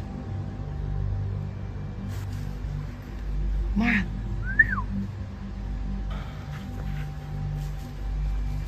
Do you not like my toy? Girls, stay close.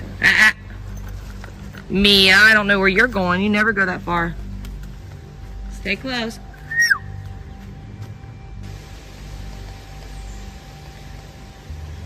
Hello? My dogs won't harm you. There was the rock clacking. Clack, clack, clack, clack, clack. I'm gonna find my way to the trail. I'm getting out. Come on, girls, stay close to me. Come on. Good girl. Good girls. Someone's walking. She tried to rationalize the sounds as wildlife or wind moving through the trees, but the noises grew sharper and louder until they could no longer be dismissed. She chose to return toward the trail, hoping the open space would provide some relief, but the tension remained thick in the air. Subtle movements and faint sounds just outside her line of sight kept her on edge. Eventually, the fear became overwhelming, and she decided it was time to leave the area. While heading back, something caught her attention deep within the forest.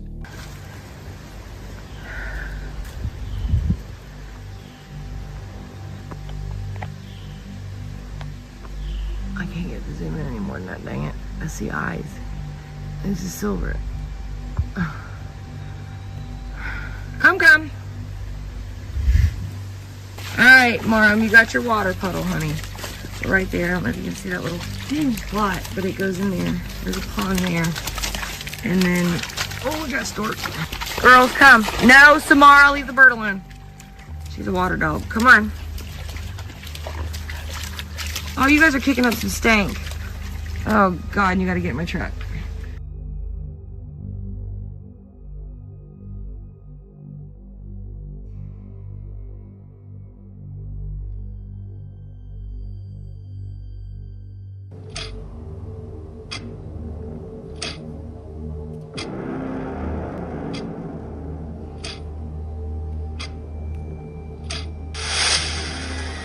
Get my truck.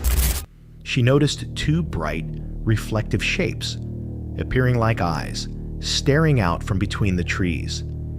She attempted to zoom in with her camera, but was unable to capture a clear image. Still, she was certain she had seen something. Later, while reviewing the footage, Dee noticed details she had not seen at the time, shapes among the trees and movements that didn't seem natural. Whether these were tricks of light and shadow, or something genuinely hiding in the forest, remained unclear. Unsure of what she had actually captured, Dee made it safely back to her car and uploaded the footage to her channel. The video quickly sparked debate. Some viewers claimed it was all in her imagination, while others believed it could have been something far more sinister. Speculation ranged from an unknown creature to even Bigfoot lurking within the woods. To this day, the mystery of what Dee encountered remains unresolved. Some believe the experience was simply the result of heightened nerves and visual illusions caused by the dense forest.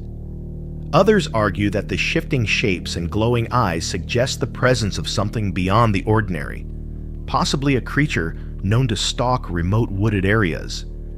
If something truly was watching her from the shadows that day, what might still be out there, waiting? This footage comes from the YouTube channel Explorer en Route, a channel once known for the intense urban explorations of Hess, an adventurer who has since gone inactive. In earlier uploads, the channel featured overnight stays in disturbing abandoned locations and unsettling camping trips through allegedly haunted forests. Frequently joined by his girlfriend, Alicia, Hess built a reputation for pushing limits in search of adrenaline-filled experiences. In this video, however, Hess was on a family vacation, staying at a quiet bungalow park in the English countryside. As night settled in and boredom began to creep up on him, he decided to look for something more exciting to do. That curiosity led him to the Randonautica app, a location-generating app known for guiding users to random and sometimes deeply unsettling places. It was May 20th, 2021. After spending a calm day with family, Hess felt drawn back to adventure. He followed the coordinates provided by the app, unaware that the night would take a much darker turn than expected. No, what the hell was that? Guys, look at this. Look at this fort. This is insane. I think this is the best one I've seen. That's crazy, guys. Me and Alicia always find these in the woods. Guys, I can hear serious noises in this forest. The noises are coming from here, from over there.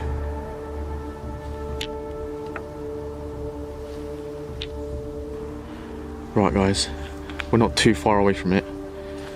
Just need to go this way. Oh my god. I am getting the biggest shivers down my body right now. What began as a search for harmless excitement quickly became something far more disturbing. The location led him deep into the woods. From the moment he entered, he felt uneasy. The forest was unnaturally quiet, broken only by strange sounds, branches snapping and leaves shifting in ways that didn't feel natural. Despite the growing tension, curiosity kept him moving forward. Guys, there's so many of these forts. Look at this. There's two being built here. What is that? It looks like a building. Nah, I don't think there's a building here. Guys, the pin. It's just over there. Literally about 2 seconds. We're at the pin right now, guys.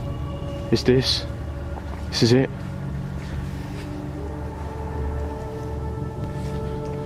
Oh my god. What's this?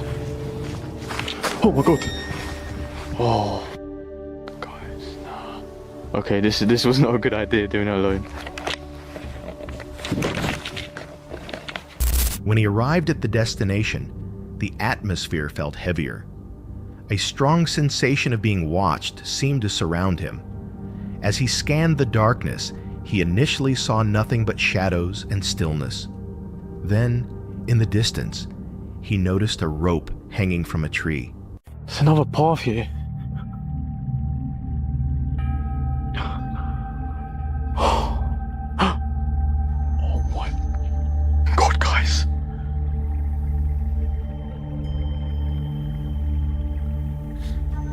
Oh my god, look at this. There's a rope hanging down from the tree. What? Guys, that is crazy. What the? Okay, now this is very, very weird. Guys, there's actually a rope. The sight sent a chill through him, and he knew he couldn't remain there. With his heart racing, he left the forest behind. But the rush hadn't fully satisfied him. Wanting to push the experience further, he used the app again. This time, Dangerous, danger, danger. We've got one, guys, we've got one. Let's go and check it out. Alright guys, so we're going to the pin.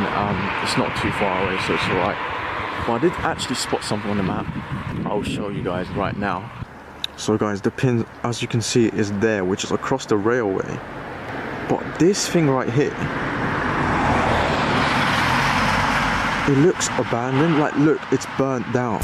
It led him to a burned-out building near a railway line. Rather than approach the tracks, he chose to explore the abandoned structure nearby. No f***ing way. Guys, my intent was danger. Oh my god, this is crazy. It looks like an actual house. Guys, this looks so dodgy already. Do I really want to? I really don't have a good feeling about this. This looks so dodgy. Oh, guys, what the hell is this place? Oh no, I can see eyes. Guys, there's literally eyes in between them cones. That's the first time I've seen eyes today. This is definitely a house, guys. There's some papers here. Oh, it's so wet. Master tally sheet. Work control card. Was this a house or was this a business? This is so weird. Inside, the discomfort intensified. The building was in a state of decay. Damp papers covered in moss, broken furniture, and an unsettling silence filled the space. Guys, there's police tape as well. Guys, it's like smashed up TVs. Must have been a pretty bad fire. Oh my god, that was a bed, guys. That was literally a bed in there. What the f***?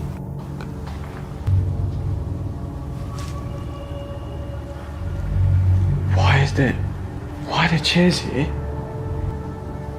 There's toilet papers. I don't have a good feeling about this, guys. This is so weird. As he moved further in, he noticed signs of recent human presence. New chairs arranged neatly inside one of the rooms. The realization that someone might still be using the building was deeply unsettling. Even so, Hess continued exploring. Oh my god, there's a bed, guys. I hope I'm not going to find anyone in here. What happened to this place? This is absolutely wrecked. There's police tape everywhere. Police tape and evidence of previous fires only added to the mystery. Unbeknownst to him at the time, his camera captured a faint, eerie whistling sound, something he wouldn't notice until later while reviewing the footage. Guys, this has become an urban exploring right now, not Randonautica, but I had to check this place out because this is crazy. Oh, it stinks in here. This is the bed, guys, that I saw from the outside.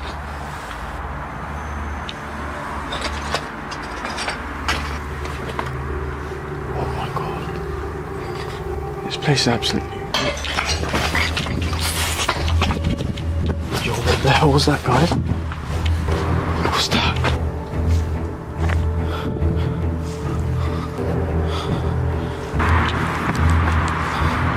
What the hell was that, man? As he went deeper, a sudden loud crash echoed through the building, sounding as if something, or someone, was rushing toward him. Fear overtook curiosity. He fled the structure, convinced he was not alone. Back at the bungalow, Hess was physically safe but shaken. He had found the adrenaline he was seeking, but it came with a lasting impact. The experience stayed with him, and he later stated that he would never use the Randonautica app alone again. Viewers have since debated whether the sounds and movements Hess encountered were simply natural occurrences or something far more unsettling. possibly remnants of past events or squatters occupying the abandoned building. The rope in the woods, the carefully arranged chairs, and the strange whistling sound all suggest a story that was never fully revealed. If forests and abandoned places retain echoes of those who once passed through them, what else might still be hiding in the dark?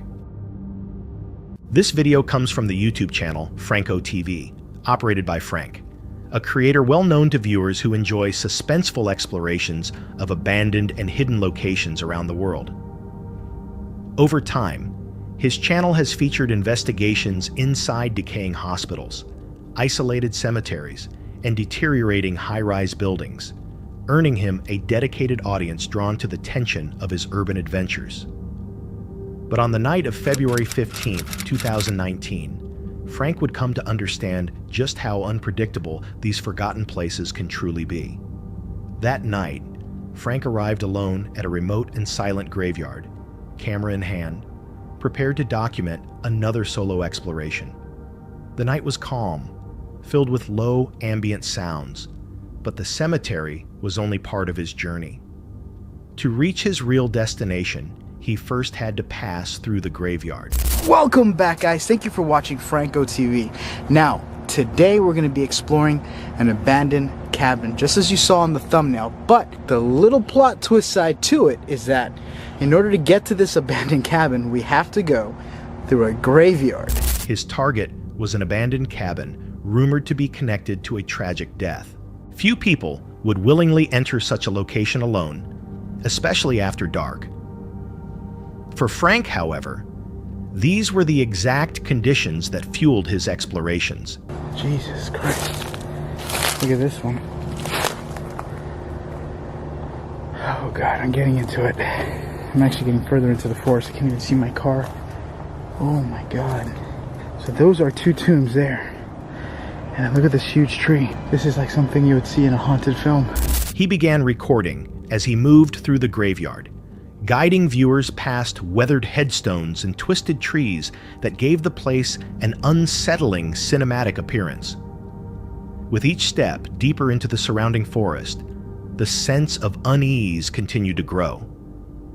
As he followed the narrow trail, he noticed something strange. The air around him kept changing, one moment bitterly cold, the next unusually warm. The shifting atmosphere added to the discomfort as he continued forward, until the path finally opened onto a dirt road. I'm walking now into this really freaking Slender Man looking forest, and I just heard a moan. That was when he heard it. A low, distant moan echoed through the trees. He stopped immediately, aware that he was no longer alone. The forest, once eerily quiet, now felt occupied by something unseen. See if I could dim the light down so you could kind of... Doesn't this look like some scene from a horror movie? Then he noticed movement. A faint light appeared in the darkness. Oh yeah, Frank. Walking down the forest by yourself would be freaking... Oh shit. Walking down the forest by yourself would be a great idea. What the hell is that? Okay. What is that? Do you guys see that? What the fuck is that?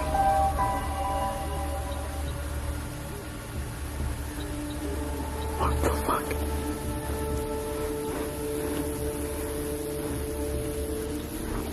Okay. Holy crap. I see the freaking house. It is literally right there in front of me.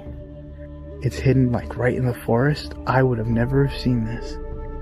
It's a legit house. It looks like a log house. It's like a wooden house. Resembling eyes reflecting back at him.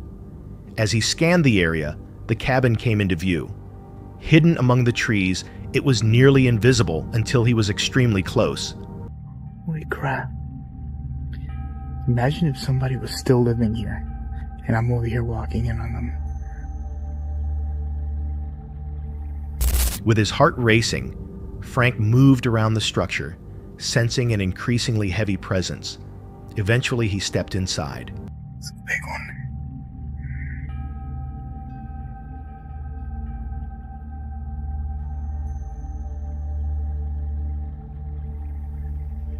I'm already hearing wood moving. That's a dead bird. Oh. The cabin was silent, the air thick and oppressive. Lying in the center of the entryway floor was something disturbing. A dead bird, placed deliberately rather than naturally fallen. Already shaken,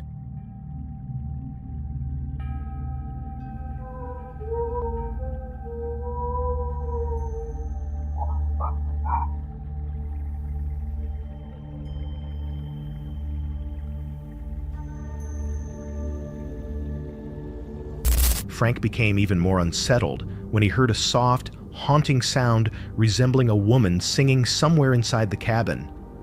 The sound intensified the dread that had been building since his arrival. Is there anyone here? Can somebody make a knocking sound to tell me that you're here? But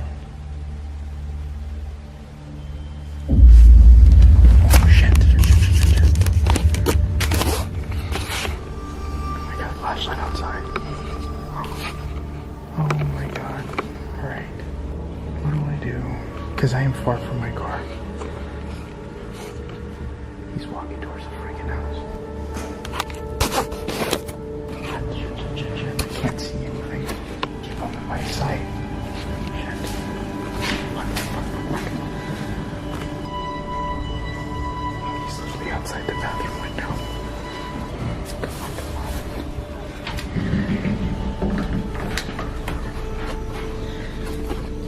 If he comes in this house, I'm gonna have to hide in the closet. Where are you going?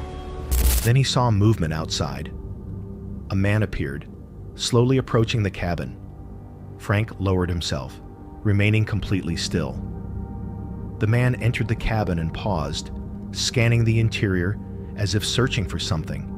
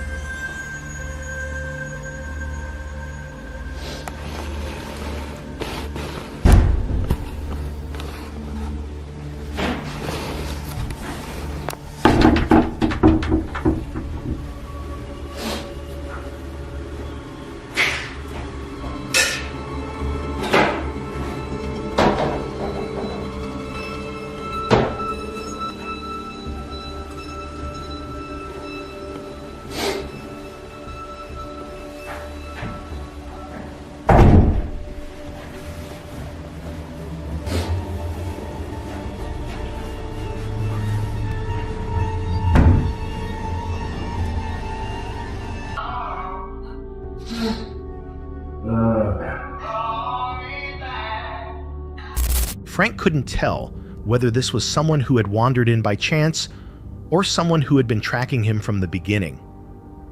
As time passed, Frank knew he had to escape before being discovered.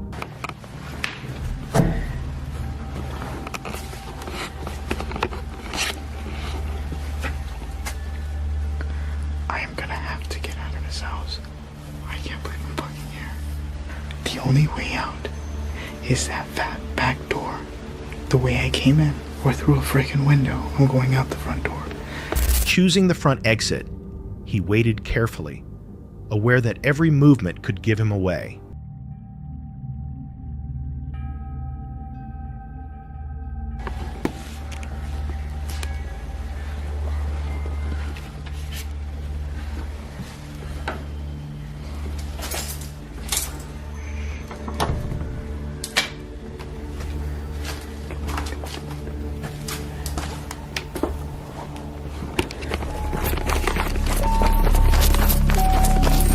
When the moment finally came, he ran, sprinting through the forest and putting distance between himself and the cabin. Whoever the man was, Frank believed he hadn't arrived there randomly. He had been looking for someone. Ghosts may leave behind fear and uncertainty, but they can't cause harm. Living people, however, carry intentions that are far more dangerous. Frank made it out that night without injury, but he would not return to that cabin again. Many viewers believe Frank's experience was a convergence of two fears: the unsettling atmosphere of a supposedly haunted location and the very real threat posed by an unknown individual. The dead bird, the strange singing, and the intruder outside all suggest a deeper story that may never be fully understood. If someone truly had been watching from the shadows,